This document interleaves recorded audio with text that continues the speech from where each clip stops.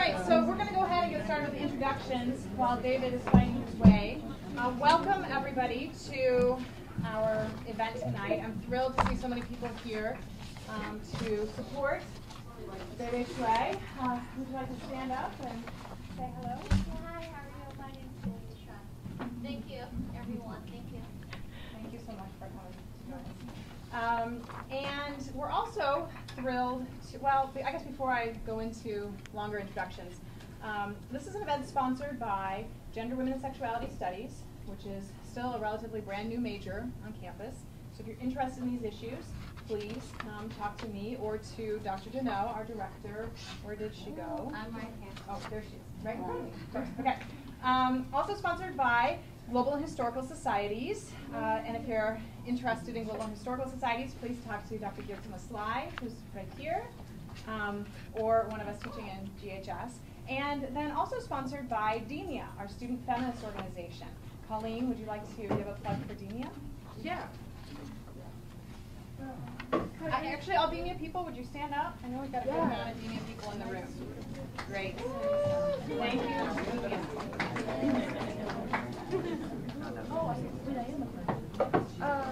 So yeah, we're DEMIA, we're the feminist group on campus.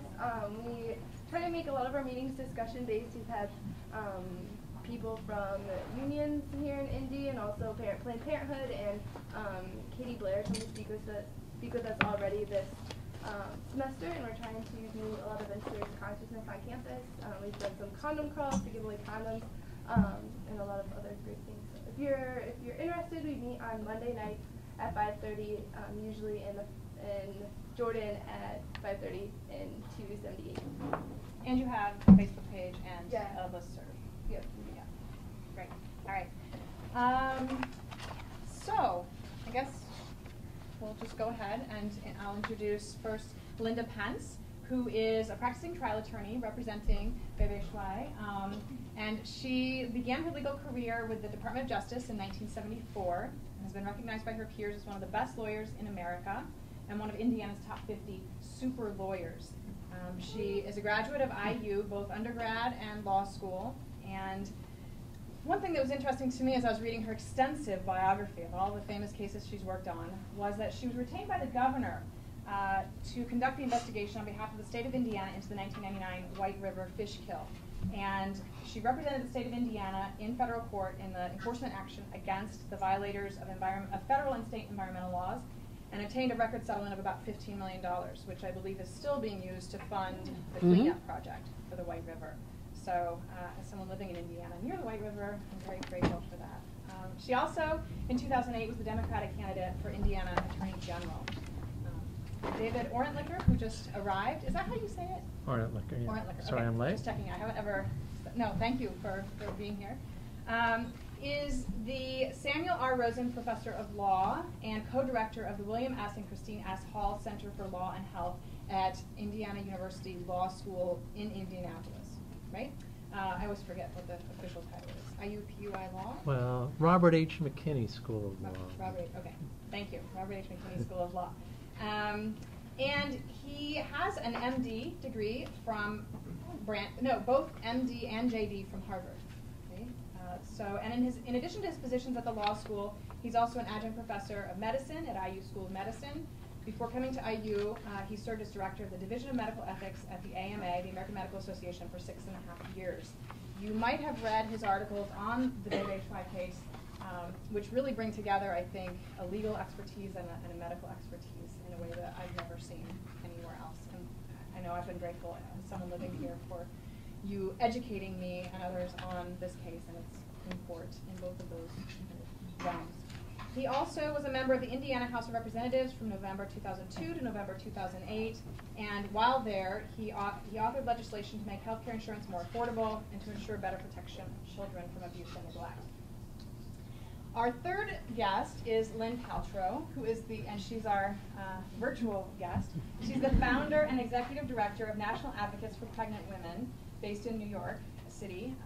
She also went to law school and has worked on numerous cases challenging restrictions on the right to choose abortion, as well as cases opposing the prosecution and punishment of pregnant women seeking to continue their pregnancies to term. Lynn has served as senior staff attorney at the ACLU's Reproductive Freedom Project and as vice president for public affairs for Planned Parenthood of New York City. She conceived of and filed the first affirmative federal civil rights challenge to a hospital policy of searching pregnant women for evidence of drug use and turning that information over to the police. In the case of Ferguson versus the City of Charleston, the United States Supreme Court agreed that such a policy violates the Fourth Amendment's protections against unreasonable searches and seizures. So I'm thrilled on behalf of GWSS, DEMIA, GHS, and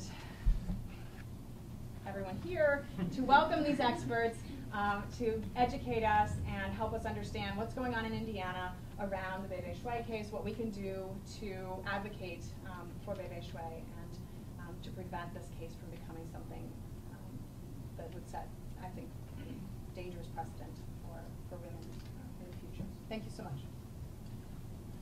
Oh, and Craig, sorry, I did not introduce Craig. last but not least, Craig Middleton was going to say a few words about his work on the case, and thank you to Craig and to Dr. Taylor, who I think maybe is missing now and has disappeared, for helping us with this technological innovation and enabling Lynn to be with us. Craig? I guess I'll start, yeah. So I've been working with Penn Stencil, the law firm representing Bei Bei, since this summer to work on like social media campaigns for just raising both awareness of the case here and abroad and raising some money for the Bei Bei Shuai Defense Fund, which is ongoing donations for her various like legal expenses and court fees and everything like that. We've seen just like a remarkable growing continuously. It's hard to, I mean, it's hard to put into words, but it's just people come from like all over the world, in England and Australia, New Zealand, and right here in Indianapolis, and they hear about the case and they want to know what they can do more, and I just kind of been helping out, facilitate them in whatever direction, and helping them to spread the word about this case and hopefully gain some support.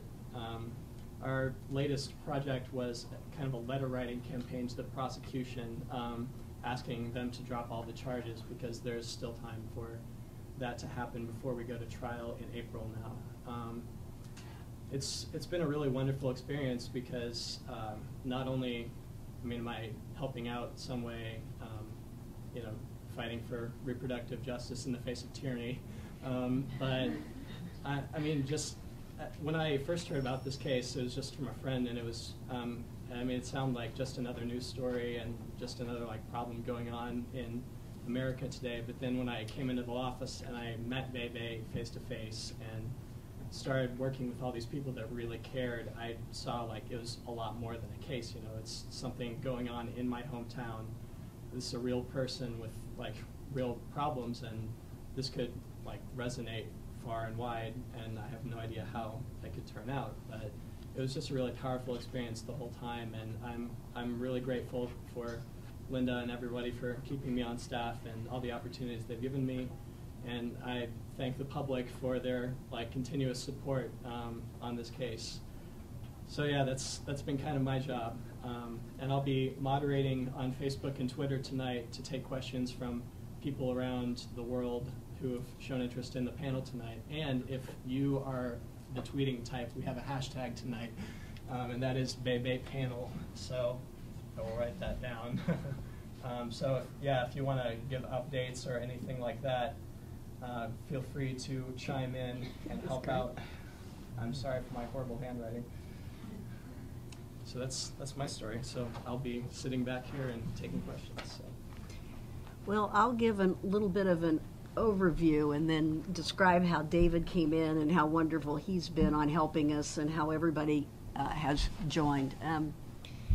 I'm a lawyer, and I've been practicing law for a long time, long before most of you in this room were even born. Probably everybody but about 4 of you.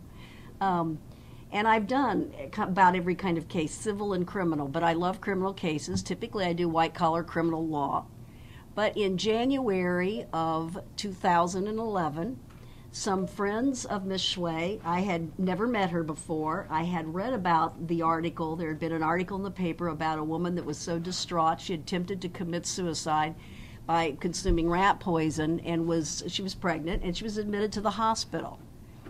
And then there was another one about how she had lost her child, and that's all I knew, but I didn't even really focus on it. Just like the paper, when you pick up a paper, you read about things, and you instantly have a reaction. Oh, how awful. How did that happen? Why would anyone want to do that? You know, not knowing the person.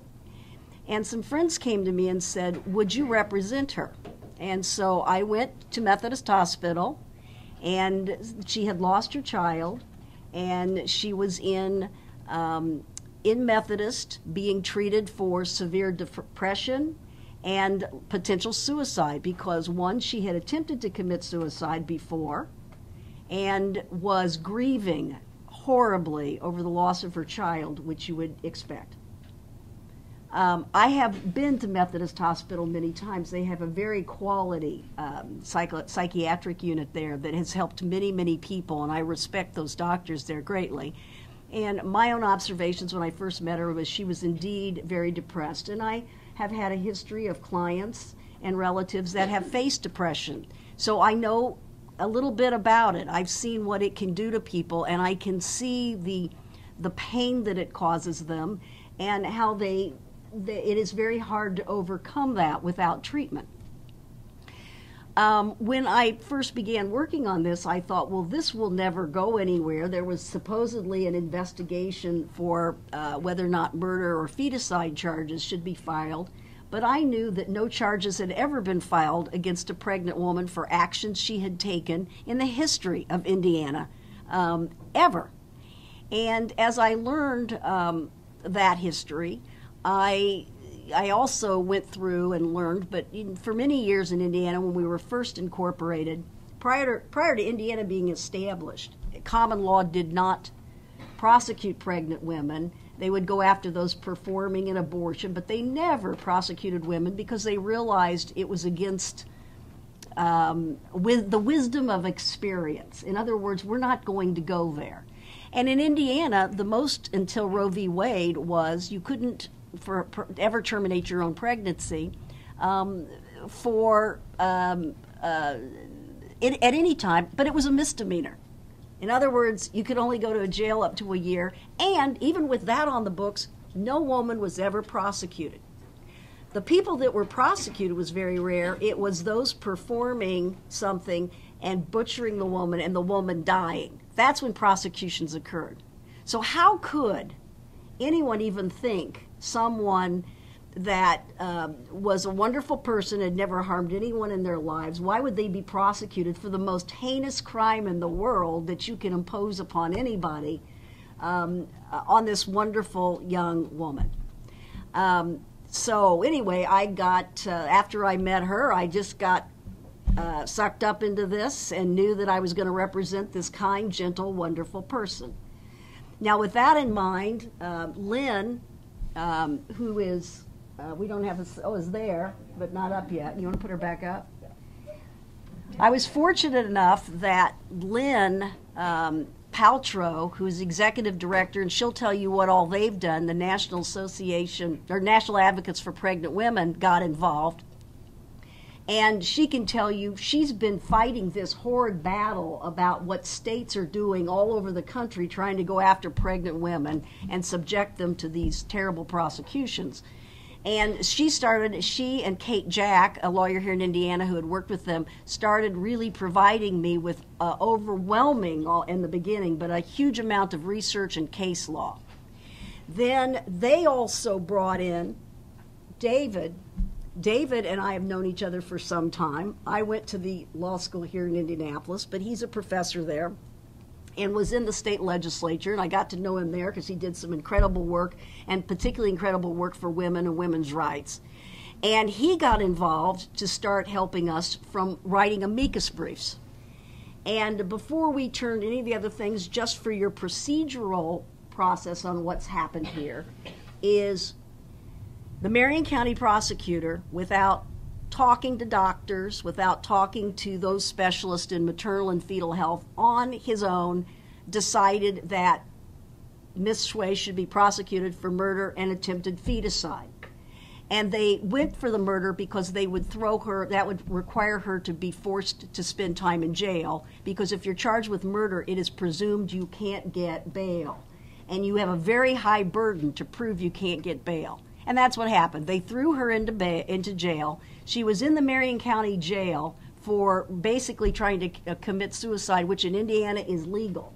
Right now, everyone in this room that's not pregnant, and every man, if you tried to kill yourself, that would be fine. You don't, not that it would be fine, but you would not be prosecuted.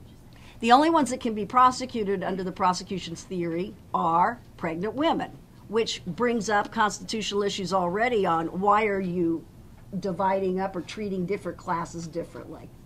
So for the first year and a half, we focused on 2 appeals, one to get her bail, and then a second one to try to get the charges dismissed.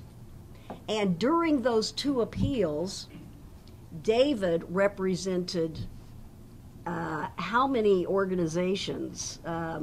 He was one of 5 amicus briefs, but the one for the medical providers, it was a very powerful brief in support of dismissal, in support of giving her bail, in support of Ms. Shuai, and was fabulous, and he will tell you about that. And what eventually happened is the appellate court said, we're not going to dismiss the charges because on their face, legally, it looks like it's, we're not going to go there now because it says murder and she's a person and, a fetus died. But we're not going to go to the constitutional issues. And courts do that a lot because when we go to trial and if she's convicted, then we go to appeal and then they would have to address the constitutional issues. So they just kind of put it off for a while. So what we're facing now is we're back. In May, one of the most highlights of my life was getting to walk Bei Bei Shuai out of the Marion County Jail and into the sunlight. I will never forget that moment. And then now what we're doing is we're preparing for a murder trial that will take place in April of 2013. And there's many factual issues we can talk about, legal issues, society issues, but that's kind of the overview there from our perspective. Now, Lynn or David, who goes next? Lynn, take it away. Thank you for having me here live from New York. I wish I could be there with you. It looks like an amazing group of people. I think since Linda has done such a good job talking about Ms. Shuai's case, I'm going to talk a little bit about context and about how I got into this work. I started out at organizations defending the right to choose abortion, and I'm guessing that in this room are people, some of whom are profoundly opposed to abortion and others who support it or have had abortions or know somebody who's had an abortion. And the interesting thing is that I started getting all the cases where anti-abortion arguments were also being used to hurt women who had no intention of ending their pregnancies. So, for example, Angela Carter was a woman who, at age 13, had been told she was going to die of a rare bone cancer. And she fought that definition. They said she was terminally ill, and she survived. And she survived through multiple chemotherapies and having an entire leg and half her pelvis removed. Got married and got pregnant and wanted to be pregnant. But during that pregnancy, she experienced a recurrence of the cancer and got very sick very quickly. But she was clear that at that point, she was, I think, 25 weeks pregnant, that she wanted them to keep her alive. Every time they predicted she was going to die, she didn't. But somebody in the hospital decided to view the fetus inside of her as if it were entirely, completely separate from her, ran to the hospital lawyers and asked for permission to cut her open right then and there to give the baby a chance for life, the fetus a chance for life, even knowing that the cesarean surgery could kill her. And they had a hearing in the course of an afternoon to determine what rights the fetus had.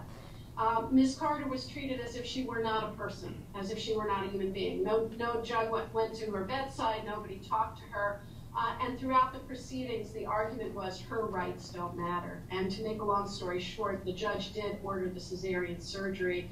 In order to perform it, they had to deprive her of her liberty, take her out of the intensive care unit, bring her down to the surgical ward where they cut her open to deliver this baby, subjected her while she had a tumor the size of a football in her lungs to major surgery, took the fetus out. It lived for 2 hours and then died. And Angela Carter died 2 days later with the cesarean surgery listed as a contributing factor.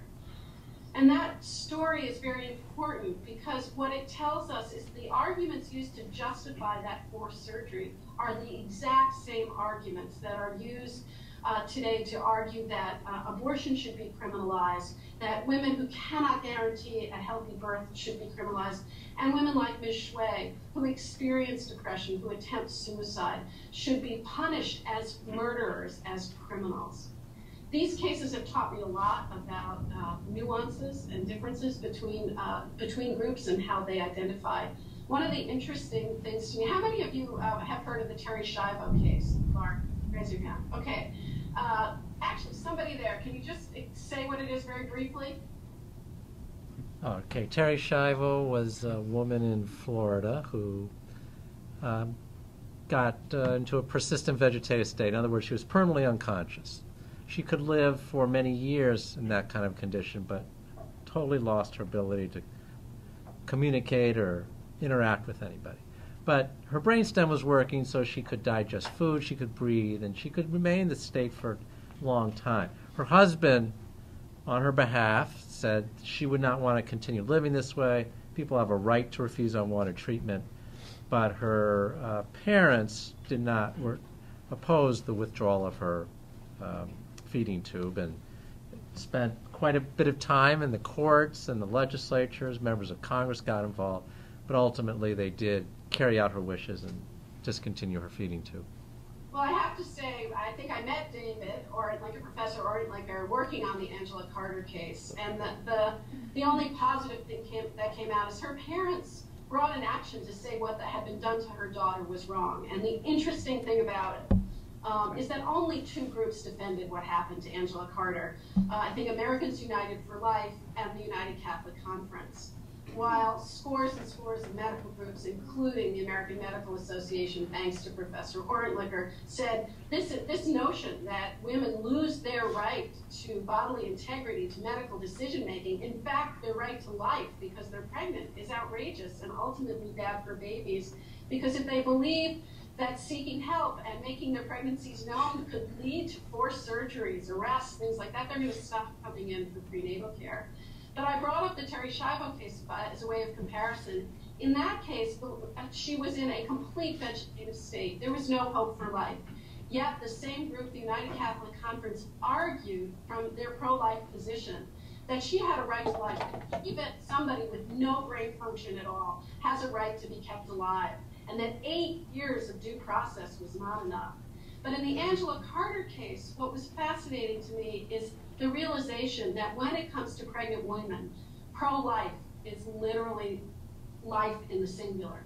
Because what they said about her was that even though she was conscious and communicating, they said that her rights, she had no rights. Her life did not matter. She was going to die anyway, and the lower court had made the right decision to force her to undergo the surgery that contributed to her death. And so I'm telling you the story in contrast. So when it's not about pregnant women, it's a pro-life position that could include women. But if it's about including a pregnant woman, there's only one life that is defended. But I think the reality is, and I think this is probably true for any of you in the room who identify as pro-life or have family members who identify as pro-life, that really they're pro-lives. That in that case, and in the cases that we're going to be talking about, they value more than one life, just the unborn fetus or the fertilized eggs or embryos or fetuses. They also value the life of the pregnant woman. They don't want to see women who can't guarantee a healthy birth outcome go to jail. They don't want to see women, even women who have abortions, go to jail. But what Ms. Shuai's case tells us is that that's what is happening in this country. We are on the verge of. You have a prosecutor and an attorney general in Indiana who have absolute discretion in deciding which cases to bring and which cases to defend.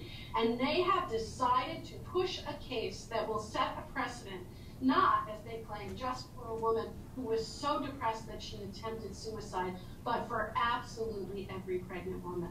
And the way that we know that is, for example, in Alabama, where prosecutors have taken a chemical endangering law intended to punish parents who bring children to meth labs, and are now using it to arrest women who give birth to healthy babies but test positive for any illegal drug, including marijuana. The prosecutor there is citing the case from Indiana, is citing Bei Bei Shuai's case as authority that the Alabama court should use to lock up any woman who goes to term and gives birth, even giving birth to a healthy baby.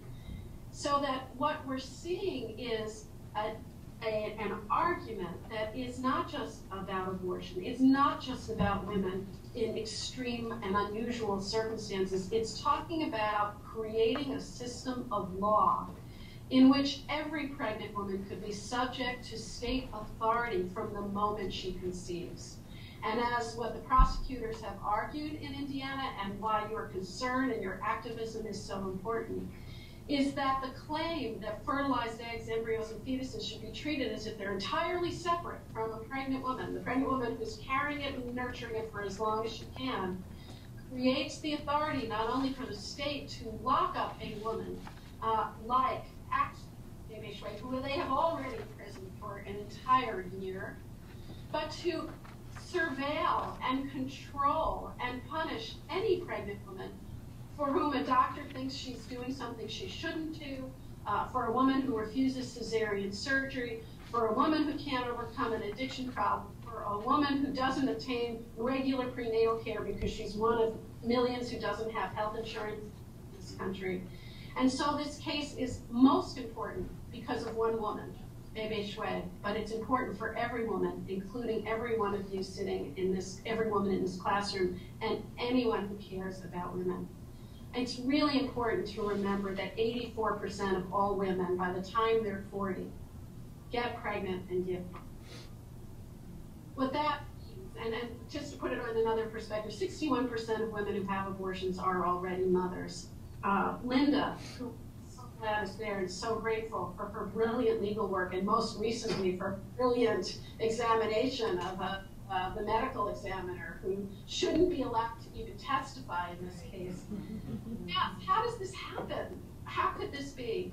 And part of it is that for the last 40 years, since Roe v. Wade, the Supreme Court decision recognizing a fundamental right to choose abortion and recognizing women's personhood, there has been an unabating campaign that equates women, pregnant women, who sometimes lose their pregnancies, sometimes end their pregnancies, as the same as murderers, as the same as killers, as perpetuating a Holocaust worse than any we have known.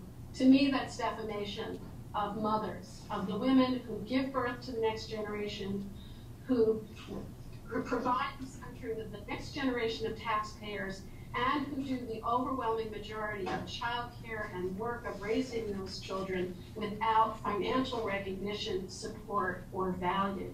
We have to defend Bei Bei Shuai. Everything that you've done so far, the activists in that room and outside of it, has been a model for the rest of the country. I want you to know that when I speak around the country, and I talk about just the 3 or 4 or 10 of you that have stood outside of the county jail on her behalf and made it into the Indianapolis Star, it is a model for activism for young people all over America. So I want to thank you for that, and hope we'll get to talk more about what you can do, not to defend just reproductive rights, but to defend the personhood and humanity of all pregnant women. Thank you.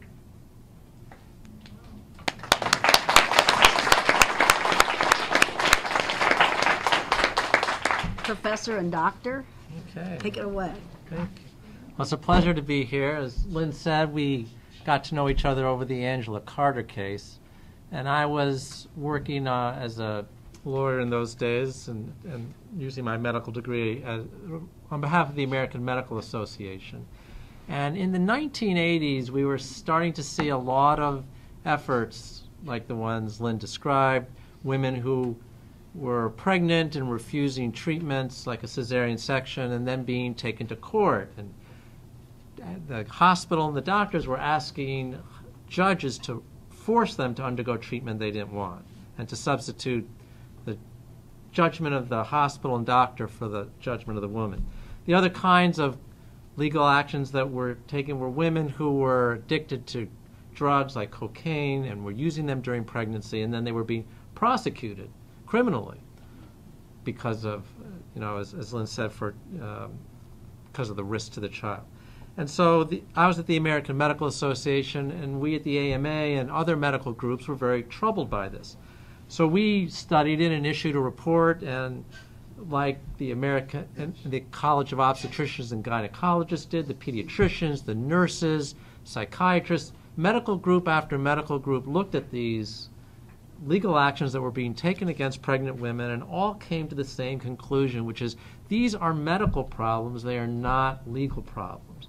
When somebody out of serious depression takes action that, attempts suicide, that's a problem that needs to be dealt with by doctors, mental health professionals, and other people who can address the medical problem that the women have. And women who are addicted to drugs need help from doctors and other providers who can deal with the addiction that's leading them to take the unfortunate behavior. But it's not something that should be dealt with by the legal system. Taking women to court and forcing treatment on them or locking them up in prison doesn't address the problem, because that's not a medical treatment. There's no medical textbook, by the way, says to doctors you should call in judges when you are faced with a woman who's suicidal or addicted to drugs. So it's not appropriate. It's the wrong way. You're treating a medical problem as a legal problem. And so the AMA and all these other groups said, don't bring these legal actions. And I will say when we were looking at this question of punitive sanctions against women, we were thinking about women who are taking drugs. We thought, well, what about, is there any time, any example, if you think of a woman who does something that could be harmful to the fetus, some extreme example, could it ever be appropriate? And even the American Medical Association, which is not known as a group that trumpets women's rights, although it's done some very good things, could not think, this council at the AMA could not think of one situation in which legal action should be taken. Okay, so it's the wrong way to approach a medical problem. And two, even if your sole goal, Lynn's right, we shouldn't place the interests of the fetus above the interests of the women. We have to, women have interests too. But let's say your concern is about fetal interest. Still, even from that perspective, these kinds of prosecutions are a very bad idea. Because once you say to women who are pregnant, you face legal prosecution if you do something that might be viewed as harmful to your fetus. If Bei Bei Shuai can be prosecuted, right, because she attempted suicide and for the fetus not surviving, then any woman who does anything that could be construed as attempted suicide can now be prosecuted in Indiana for attempted murder, right? Because, right, that's what the theory of the prosecution is. And so you imagine now if you are a pregnant woman who's depressed, and a significant percentage do get depressed, and you have suicidal thoughts, or you take any suicidal action. Are you going to tell your doctor? Because what happened with Bei Bei Shuai? She went for medical care. And it was because she went for medical care, which was the right thing to do. That's how she got connected, how the prosecutors found out. So now you know, women in Indiana, go see a doctor when you're pregnant and doing something that might be viewed as harmful. You may get referred to the prosecutor. And that's the last thing we want to tell pregnant women, because we know when pregnant women are told that, they will not go see doctors, and that's not good for fetuses. Lynn talked about the Angela Carter case. There have been a number of cases like that, and I remember a couple. One when I was in Michigan, and another might have been in Georgia. But there was a woman they thought she might need a cesarean section So they went to court in advance, and they said to the court, we're not asking to do this cesarean section now, but in a week or two, when she goes into labor, we might want to do one, and can we get permission? And the court said, yes, you can. And what did the women do? They left. Now, the theory of the hospital and the doctors was she needs to be in a hospital getting a cesarean section or the fetus, and she will not survive. And so all they ended up doing was getting the woman to go into hiding and then have a vaginal delivery without any hospital or physician care. So that's not exactly the wrong thing you want. So it's counterproductive. The other bad message it says to women is, if you are pregnant and you have done something that might be viewed as an attempted suicide, how can you escape prosecution? Have an abortion. It's the only way now you can escape legal liability. Do we really want to say to these women, your way out to avoid prosecution is to have an abortion? We don't want that. And just to interrupt to say that has happened in I think it was North Dakota, a case that Lynn was involved in, to where a woman had been prosecuted because while she was pregnant, because she was inhaling or taking some substance that could harm the child, and in essence, the woman went and got an abortion, and so they dismissed those charges. Did I get that right, Lynn? Yes, exactly. And in fact, there's a new study out that indicates that women who have been,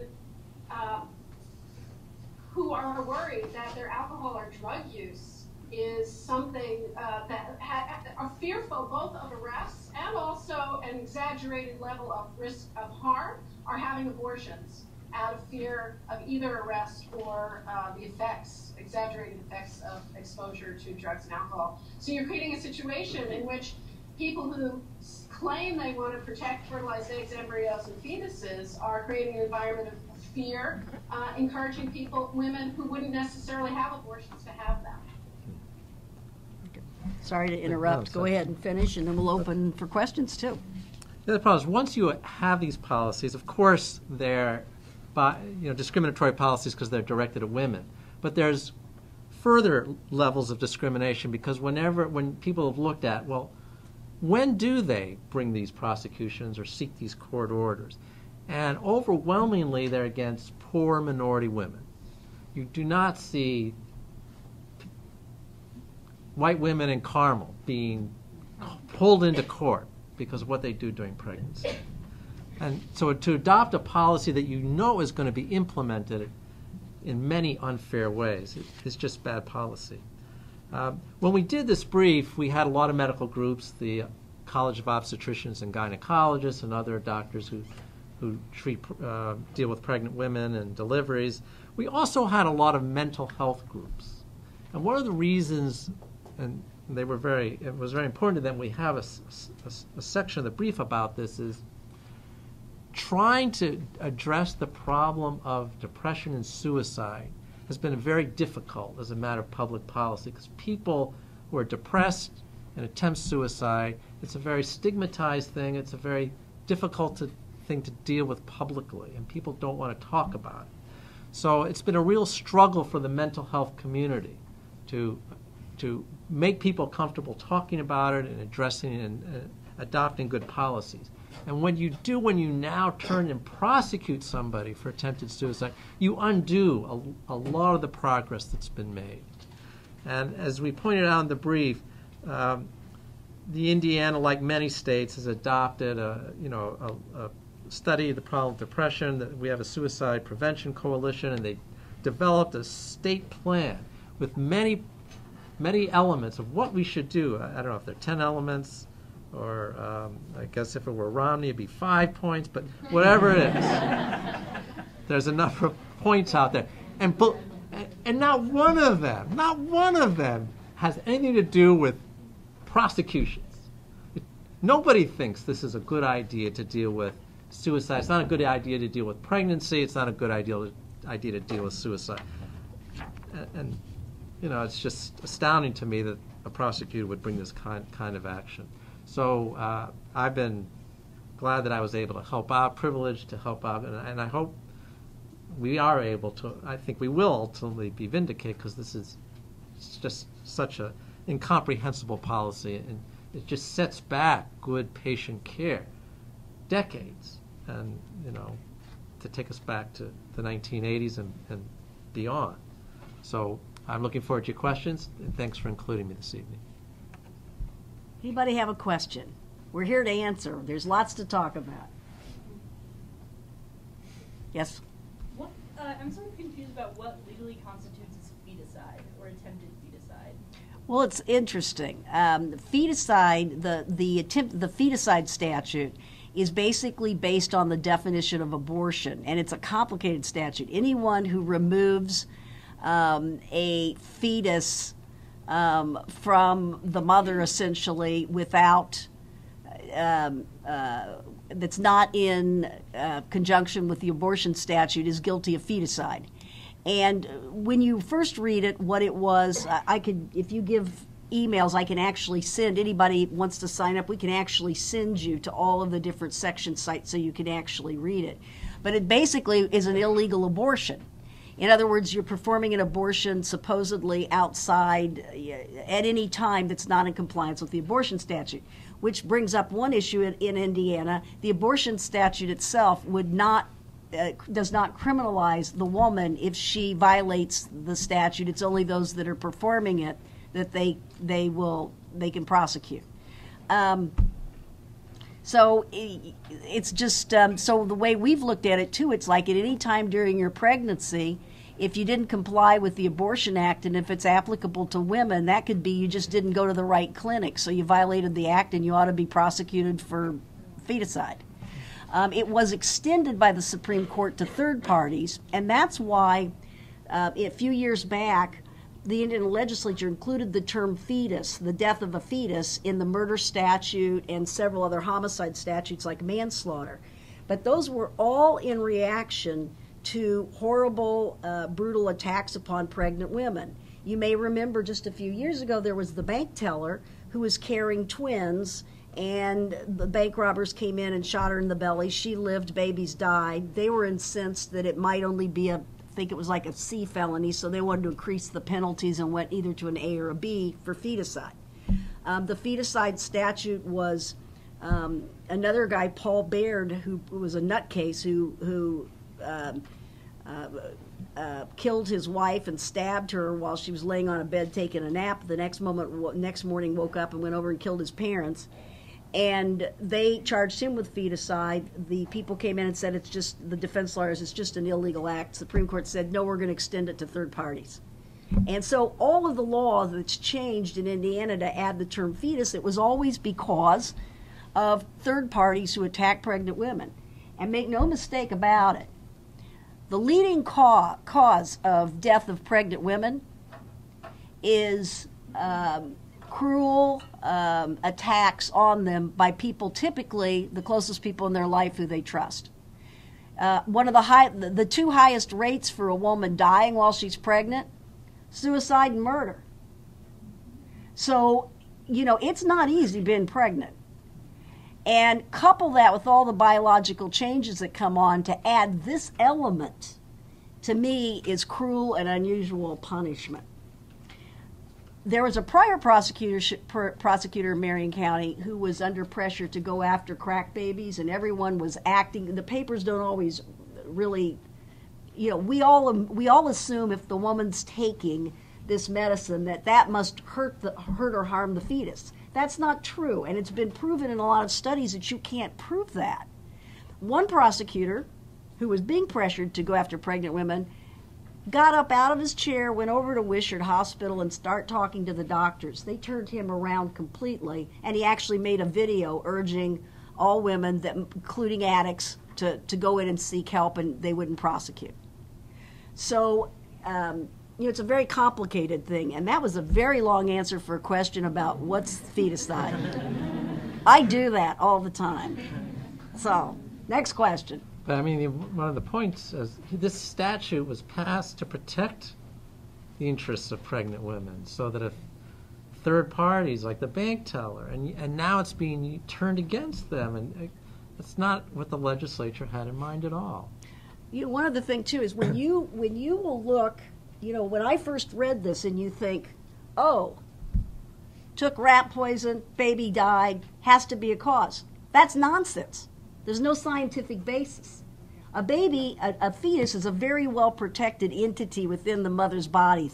A lot of things don't get to that. Second, the rat poison. At first you think, oh my gosh, terrible person that would have done that, and why would she do that, and she's so distraught. Do you know the primary cause for women when they are committing suicide is poison or an overdose of drugs? But poison is the leading cause throughout the world. The fortunate thing for Miss Shuai, and I say fortunate because she's here with us today and she is alive, is she consumed this in the United States. If she had consumed it in her native country, she would be dead. It's 60 times more potent. And then to top it all off on that, not only is she alive and she's with us and she's a wonderful woman, she's been prosecuted. Again, cruel and unusual. And then let me come back to the one other thing too, is you can't establish scientifically the death of a newborn. Many newborns or fetuses die, and we never know the reason.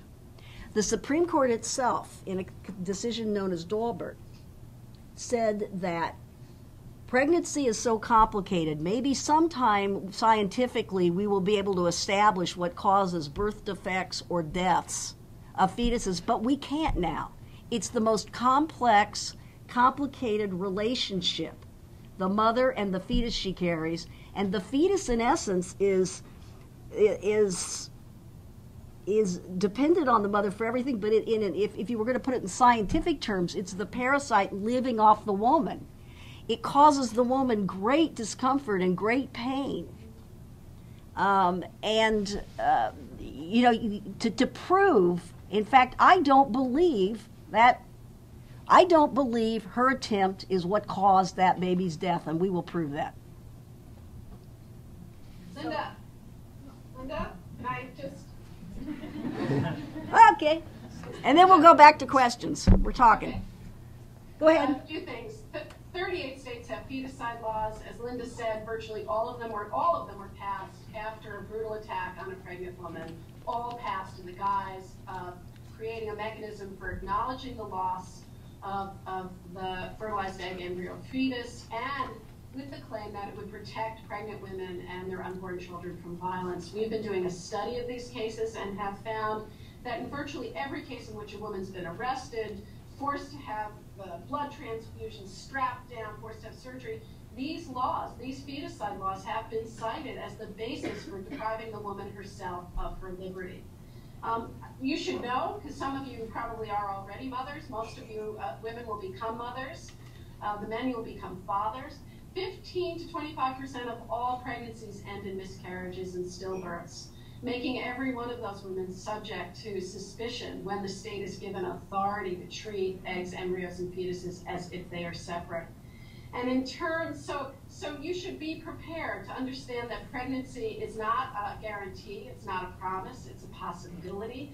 That if you are unfortunate enough to lose a pregnancy, that you may not get the support that you need. You might not only, like Bei Bei Shuai, be arrested, but even if not that, very few hospitals, even midwives and doctors, know how to give that support around those losses.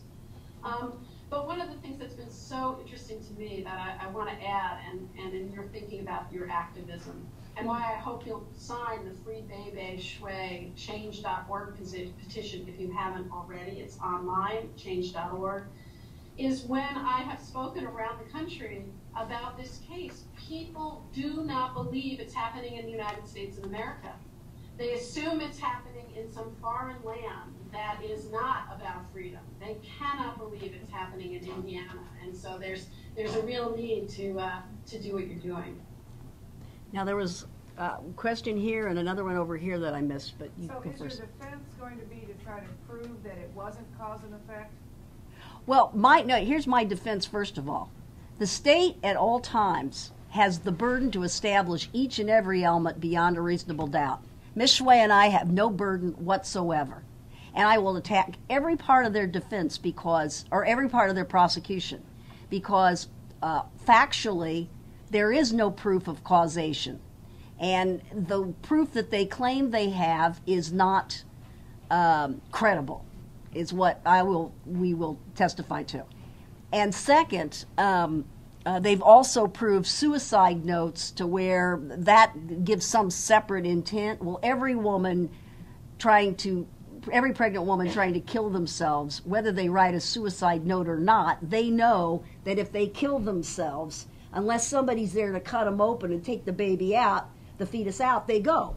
Because that's, and this concept that these are two separate entities, the mother and the fetus within, makes no biological sense, because it is one complex.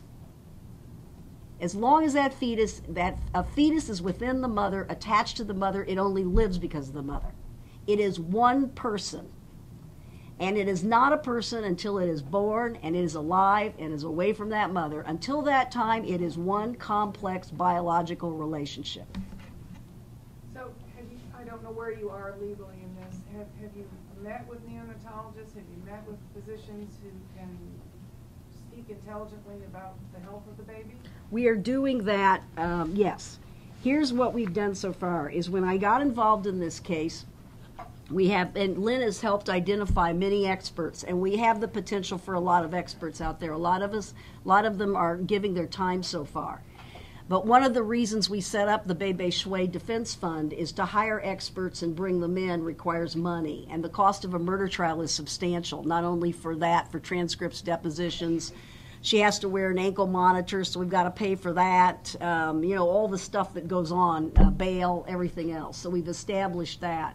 So, we've received anywhere from $5 to, over $500 from different people that send it in. So everything counts on that. But when we get enough money, then we're going to be able to actually retain some of these physicians. We're talking to neonatologists. We're talking to people that are suicide specialists. You name it. I'm trying to not leave any stone unturned. Yes, sir. Do you believe that Bei Bei's Eastern Asian cultural identity is being used against her by the prosecutors in the context that feticide and infanticide are common practice against female children in Eastern Asia and Southeastern Asia? Yes, not because necessarily of what was going on in Southeast Asia or her birth, her birthing country. I think it was mentioned earlier by someone, maybe you. Yeah, it was you, up in Carmel. For 200 years, no pregnant woman's been prosecuted. Why is a beautiful, young Chinese immigrant the one they've picked?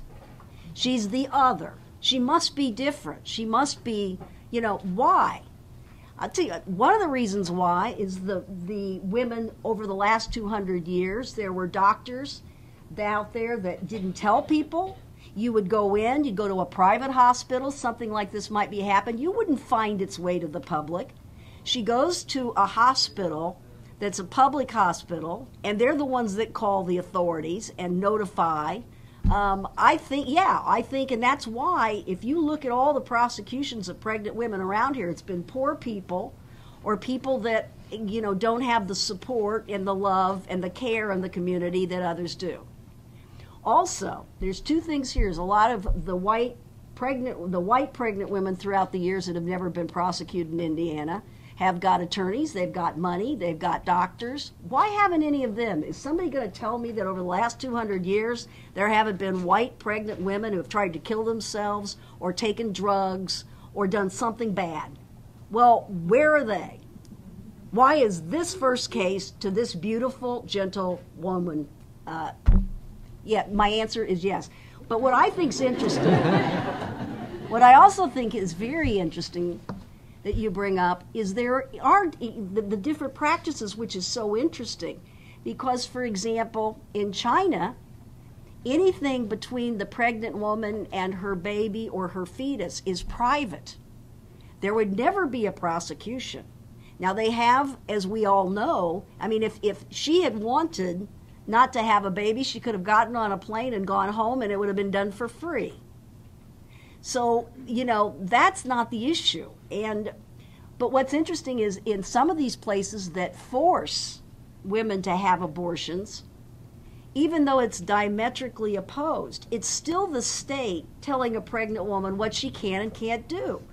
I don't see these prosecutions of pregnant women being anything different than China forcing a woman or Southeast Asia forcing a woman to have an abortion, where now you're going to force somebody to carry the child and do what you think is the right way to go. There are 90 prosecutors, 92 counties, each one with a separate prosecutor, and there's literally thousands of police officers roaming around the state of Indiana, any of which can decide tomorrow that they think what you did to harm your child ought to be the subject of a prosecution. It's a scary thought. Yes, ma'am. This question is for Dr. Orlicker. And I am just kind of floored by the Carter case still. Alice Carter is the name, right? Angela. I just can't see how, until there is a personhood law, that you can put the justice, autonomy, beneficence, and non-malfeasance of a fetus above the person who's carrying that fetus. And I think that the doctors who performed those are absolutely out of their minds. And I know that there was obviously pressure, legal pressure, for them to perform those, and they're between a rock and a hard place because of the law. But there's just absolutely no way that there is no justice, whether it's on behalf of the fetus or on behalf of the mother. There's no justice there because, as Ms. Pence was saying, it is all one biological concept. I just was wondering how you feel about that divide between your law side and your medical side. How can you explain this to me a little bit more? Oh, why do these cases happen?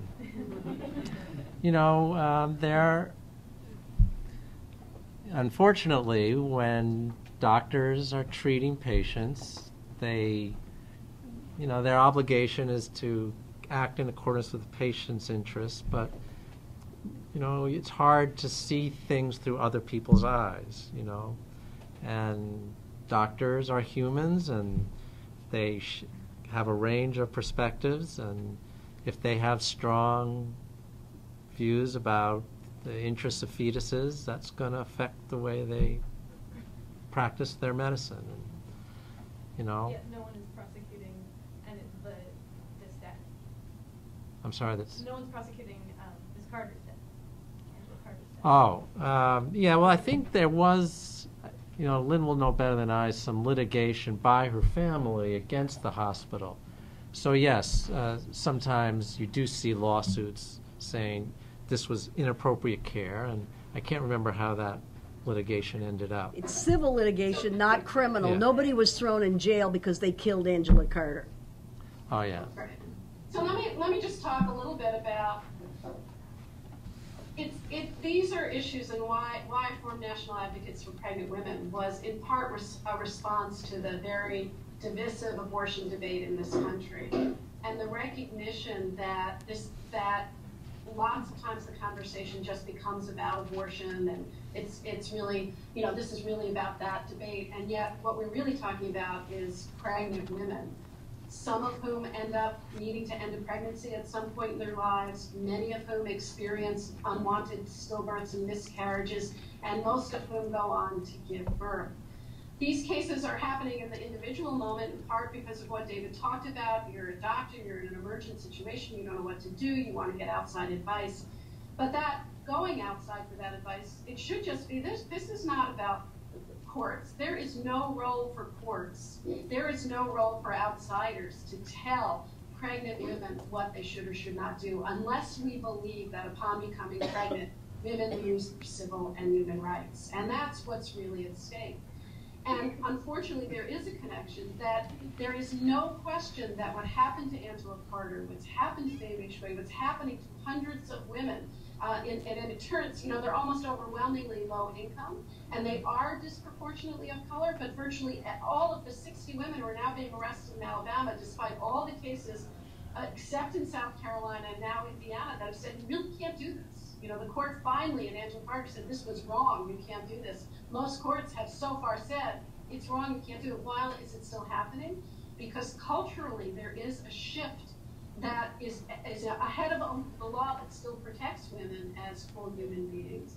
That 60 white women in Alabama are in jail, on their way to jail, for having given birth in spite of using any illegal drug or even a legal controlled substance.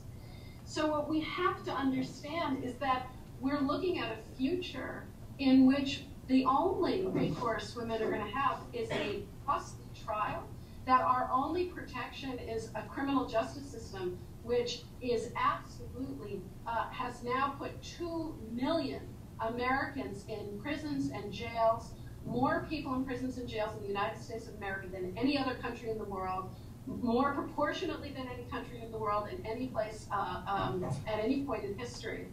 If you care about reproductive rights, you also have to care about criminal justice, and this case makes that totally clear.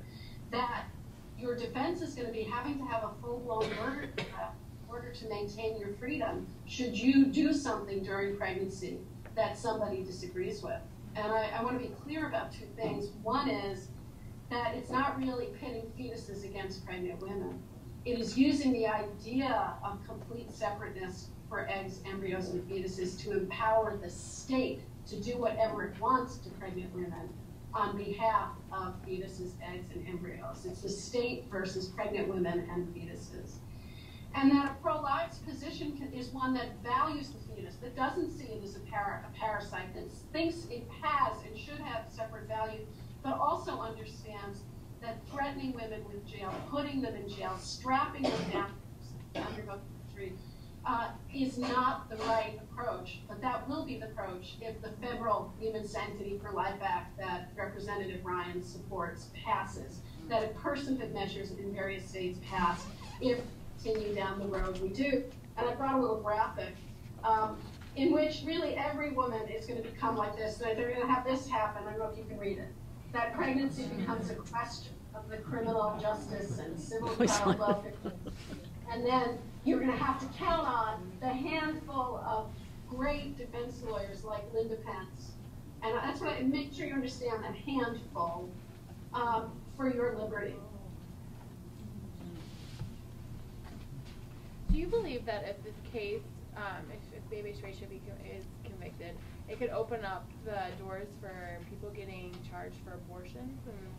Oh yeah, like that? I mean it already is. I mean what you've got with attempted feticide is all that is the definition of abortion. And if you obtain an abortion that's not consistent with the act, you could be prosecuted for feticide. I mean the absurd consequences that can come out of this twisted logic. Fetus was added in many things, including involuntary manslaughter. Well, let's say you get in the car and you're pregnant and you're driving down a highway and you're driving over a speed limit and you got your seatbelt on and you're in an accident and you make it, baby doesn't. Well, were you driving in a reckless manner? Yeah. Did you commit a battery? Maybe. Now that's a homicide.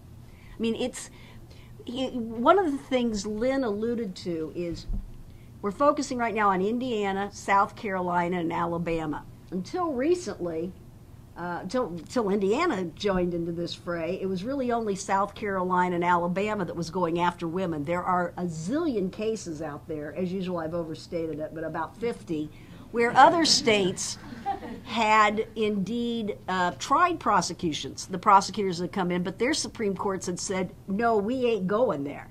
Let me give you an example. In Florida, the Ashley case, State v. Ashley, which is one of the leading cases, a young woman in her 20s, didn't want the pregnancy. She put a bullet to her stomach, shot herself. They saved her, baby died. They tried to, it was like an illegal abortion or some statute they used. that Supreme Court came out and said, at common law, women were never prosecuted because the wisdom of ages tells it's a bad idea. We're not going there. We think it's wrong, and it could lead, it's a denial of due process, and it could lead to absurd consequences. We know under the law that one of the things of due process is you're supposed to understand and know what you're doing is criminal.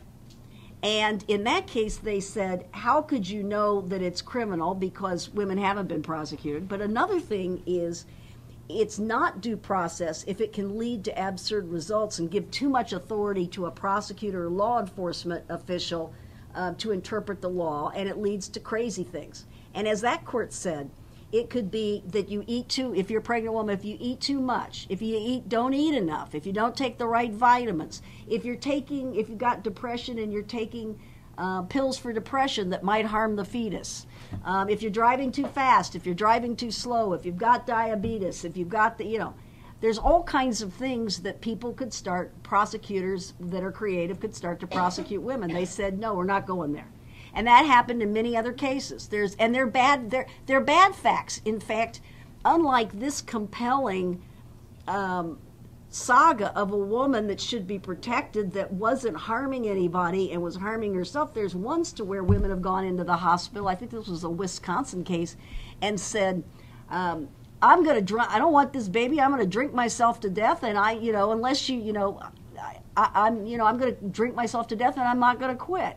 And so they prosecuted her, and again, that Supreme Court said, no, we're not going there.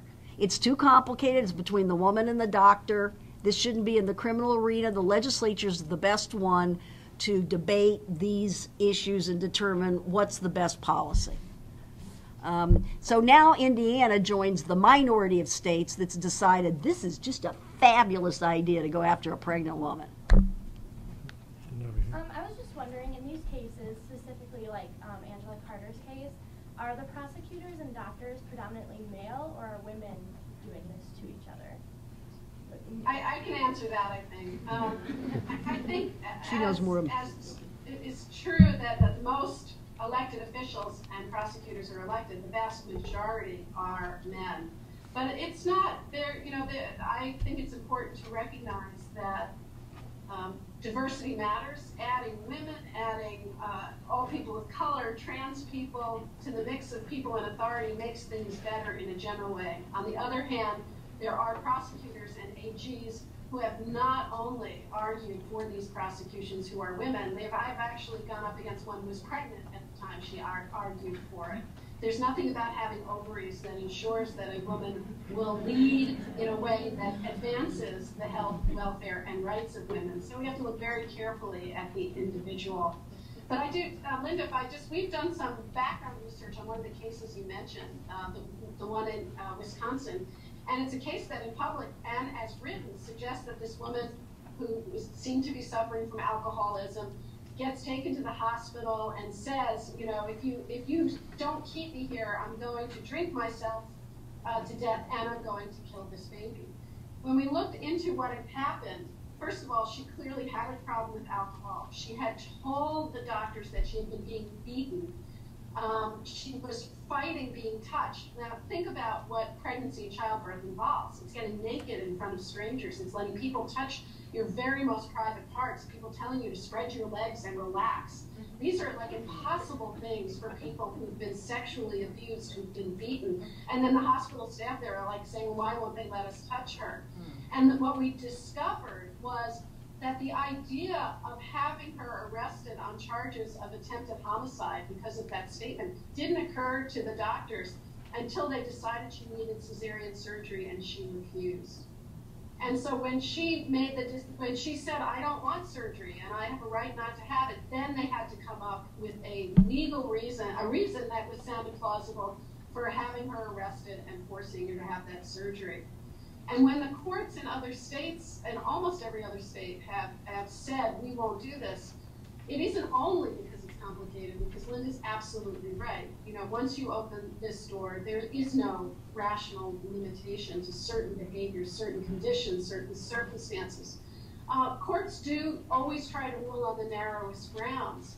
but they are responding to amicus briefs like ones that David has filed on behalf of medical groups, that the courts understand this is bad for babies, it's bad for women, it's bad for maternal, fetal, and child health, that if we transform pregnancy, if we transform efforts to get health care, it's potential avenues of prosecution and dehumanization, you're just going to frighten women away from things that might help and might give them the courage to overcome a problem, whether it's depression or an addiction or just fear of going to a doctor because your childhood was full of sexual abuse. I have a comment and question because I feel like my profession may get a little bit bad rep in the last couple of comments. So I'm an OBGYN physician. I'm from Indiana University. I'm actually very active with the family planning initiatives there, and I'll be very interested in getting all of you here at Butler involved in some of the things we're doing at the medical campus. I am pro-choice, I am pro-woman, and I hope everyone in this room feels very comfortable coming to my office. I take my Hippocratic oath very seriously, and to me it just floors me that any of this can occur with doctors. I unfortunately started my internship after Ms. Shuai's case, and if I was here, I probably would be in jail because I probably would not let them have taken her to jail. So I feel bad that I was not here and to be a part of that. But I guess the comment is, I guess I'm kind of disappointed that our department and perhaps our institution hasn't been as perhaps involved in sort of the proceedings. I think as our profession is OBGYN, this is an extremely important case, not just for political reasons. I mean, it affects patient care. So regardless of your personal beliefs, I mean, this is a huge, huge case that I feel my department and my institution should be a part of, and my colleagues need to be aware of this. And I actually talked to some of them today who are actually part of Ms. Shuai's care. And they're like, oh yeah, what's happening, and this and that, and of course being a resident, I don't know how many hours of sleep I've gotten, probably meddling. But, No, you're not. You're fine.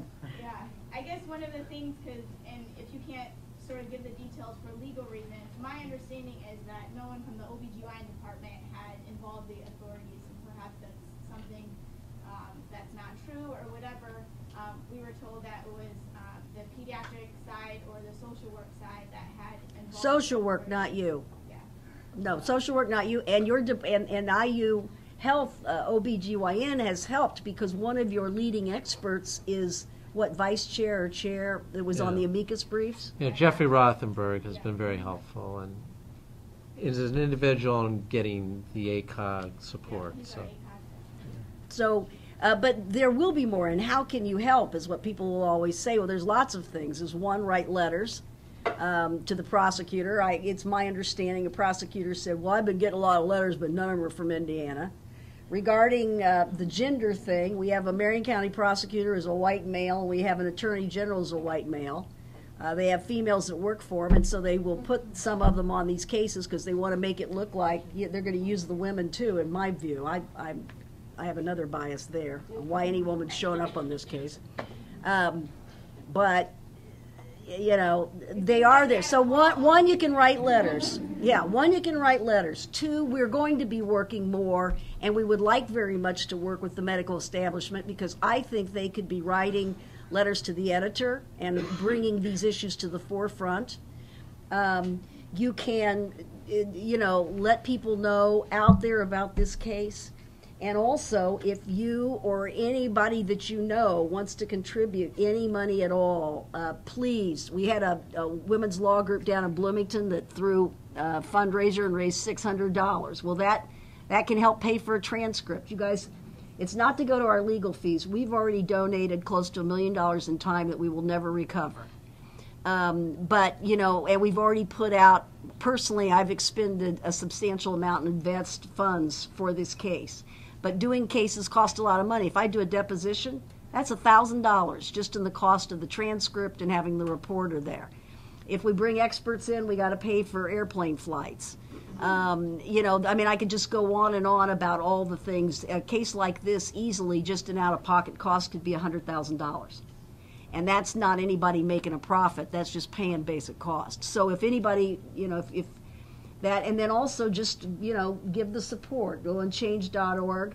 And just please remember, you know, prosecutions against women, pregnant women are horrible, and this woman, as you can see, and it's hard for her to obviously come out publicly, because you can imagine what a strong, wonderful person she is that will come to something like this, because, you know, a lot of people would just crawl under a rock. Well, she can't, because when she was at the lowest point of her entire life, she wasn't helped by the state. She was forced into the limelight. She didn't charge herself. They charged her. They brought her in. They've made her the subject of news media reports. They charged her with murder. I mean, look at all the murder rates that we have of people who go out and who viciously attack other people, including pregnant women. And so they want to charge and waste money and spend resources on a young, beautiful woman who's gentle, who never harmed anybody in her life. Help us any way you can. Yeah. Oh, sorry. Help us. I didn't mean to interrupt you. I think there are other things too, and I look especially at the young people and hope that they will create a new generation of activism. Direct action also matters. Showing up at the prosecutor's offices and the AG's office with beach balls, with pregnant bellies, saying, you know, stop arresting pregnant women. Calling your legislators, all of them, from any one of them, any elected official in Indiana, going to their office and saying, what are you doing to put pressure on the prosecutor to drop this charge? What are you doing? What are you voting on that encourages these kinds of prosecutions? What's the rhetoric you're doing? Tracking when they compare pregnant women in any circumstance, whether they are so desperate they're attempting suicide, or they choose or have to have an abortion and they call them murderers. If you don't stop it at that, it continues to affect every pregnant woman.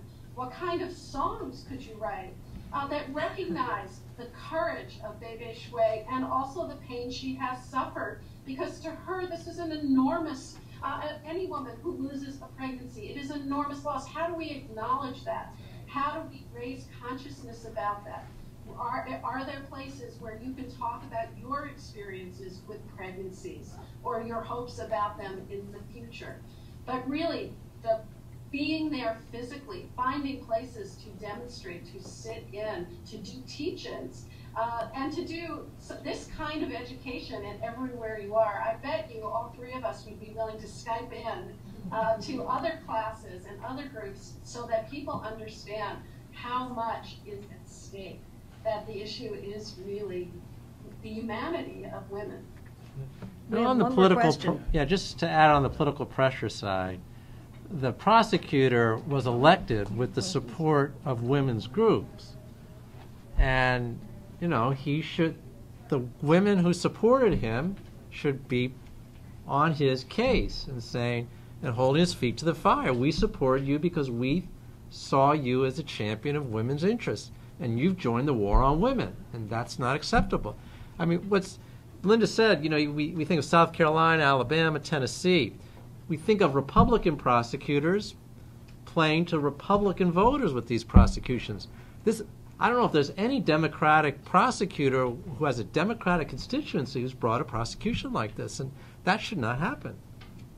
So I'm not optimistic about our Attorney General, but I think our prosecutor, his women are part of his base, and they should be, as I say, holding him accountable. I wanted to throw in another aspect here. Is there any liability for the father? Like for abuse or abandonment, or I'm going to not answer your question. The prosecutor's taken the stand that there's no criminal liability. I think that's wrong, because while I believe, you know, they've stretched to go after her, causing suicide or while committing suicide or attempting to commit is not unlawful. Causing suicide or assisting suicide is. But the father's not been prosecuted criminally. And as to the civil liability, we'll see.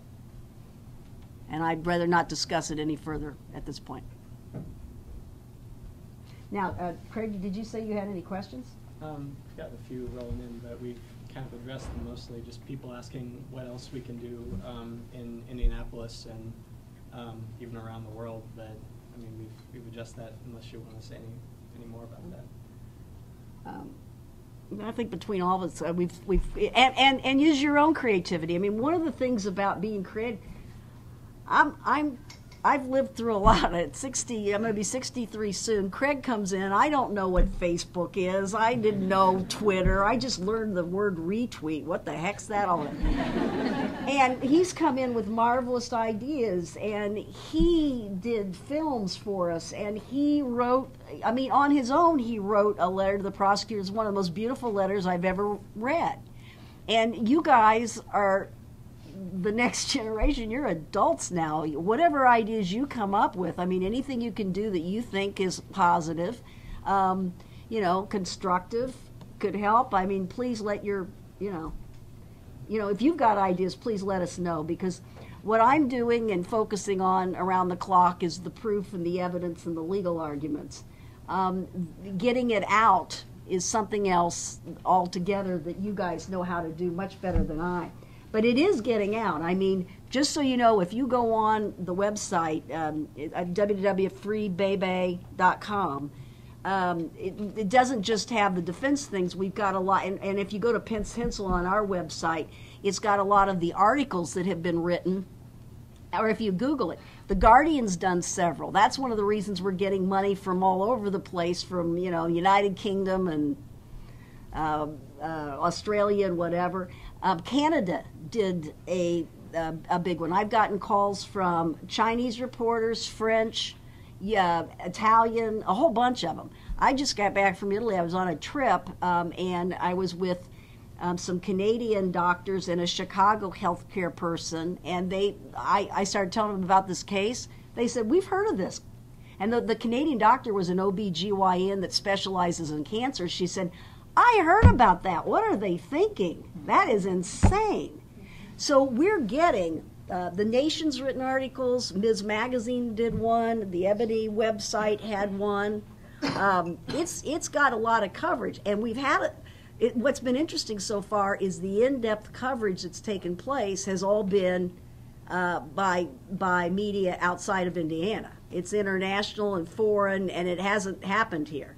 Now, people have been asking questions, but here it's like, well, we want to have an exclusive with your client, Ms. Shuai. Well, one, when you're under criminal prosecution, you can't talk about it. You can obviously understand all the reasons, and she has already been, and I've already been intimidated, because we allowed the Guardian to meet with her. The Guardian, of course, was not going to ask any questions. It's as you know, was when the Guardian newspaper started in Great Britain, and it's an international paper, and they were interested in this from the get-go, and they covered it from the get-go. And they flew out. They wanted to meet with her and came to see us, and we wouldn't allow them to discuss the case. But, they were able to see Bei Bei and realize that she was a wonderful person. We talked about her background. We talked about what it was like to be in the Marion County Jail. She has beautiful answers for all the people that she met there and what it was like, and the people that were in the jail, the other women that were there with her, and the problems they've gone through. It was a lovely interview. The next thing we get is a subpoena from the Marion County Prosecutor's Office wanting her interview. So, obviously we can't make her available until this is all done. When this is all done, anybody wants to talk to her about what happened, she'll be there. She is out there talking to other women that have depression. She's written letters. She's had many, while she was in jail, she had many, many, many letters from women around the country who had experienced the same thing, that were writing her letters telling her to keep strong. And she saved those, and there were some pretty powerful letters that got you through that time, weren't they, hon? No. So anyway, was I answering a question or just mouthing off again? That's good. I tend to do that. If I could make a plug on Yeah. Linda's statement, you find us on Facebook and Twitter and give us a like. And I'm going to be posting a video of my letter and giving you some instructions on how to write your own and contact the prosecutor here in a week or so. So keep on the lookout for that if you see us on social media. And also, for those of you who we're working together, National Advocates for Pregnant Women, our website is www.advocatesforpregnantwomen.org. And we have all sorts of information there, not only about this case, but cases across the country since 1973. So those of you who may be doing papers, want to look more deeply into various aspects of this, might want to be connecting this across the country, please go there. I also want to mention that on February 15th and 16th, I believe, in Norman, Oklahoma, is going to be the third Take Root Red State Reproductive Justice Conference. And for any of you who like to drive, I know it's not around the corner, but it's going to be a conference bringing together people, young people who care about reproductive justice, not just the right to choose abortion, but the right to have a healthy birth, the right to health care, including mental health services when you're pregnant, coming together to say, how do we talk about this in states where so many people are hostile to what we believe in? And there'll be information up about that as well. All right. Well, thank you for being so attentive.